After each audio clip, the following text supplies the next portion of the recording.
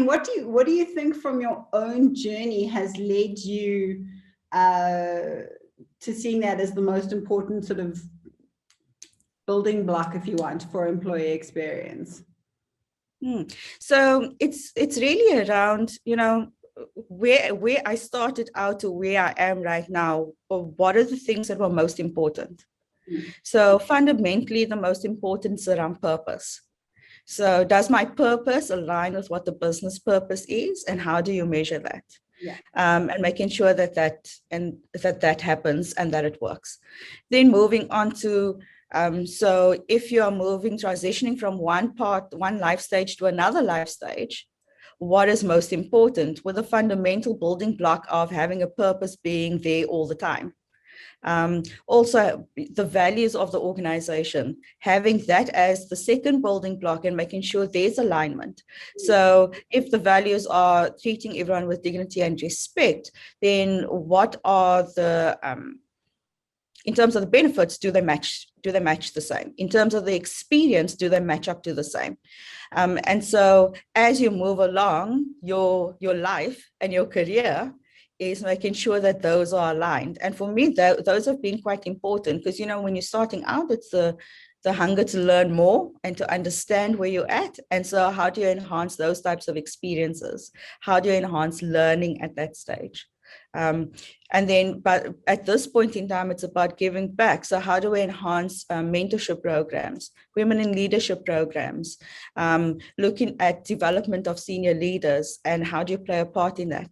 And so for me, I kind of reflect back all of the time about where was I at this point in my life and my career.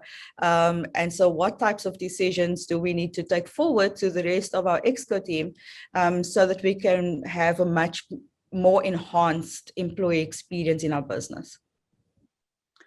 Okay, cool. So, I think walking the talk is obviously something that you've experienced consistently and continue to push forward as well.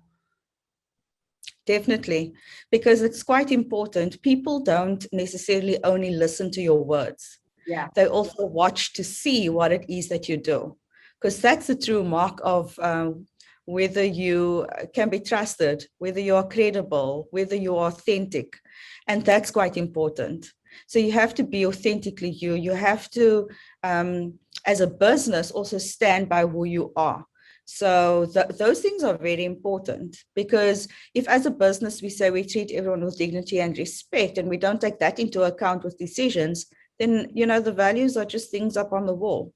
And so walking the talk is very, very important. Yeah.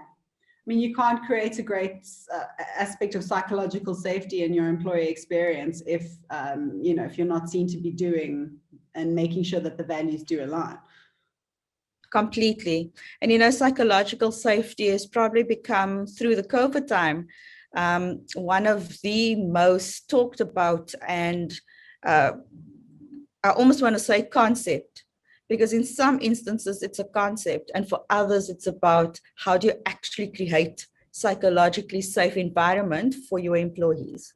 Yeah. And so psychological safety is of utmost importance. If we just go back to the theoretical part of it on Maslow's hierarchy of needs, that's the very first need that you have. Yes.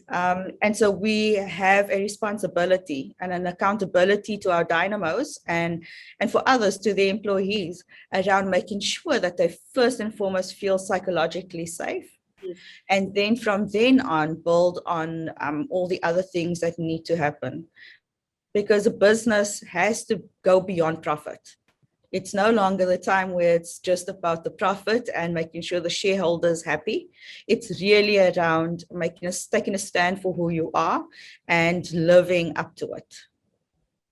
Yeah, absolutely. It's I always find it interesting that when we were talking a little earlier on DEI, that DEI is a fundamental part of psychological safety.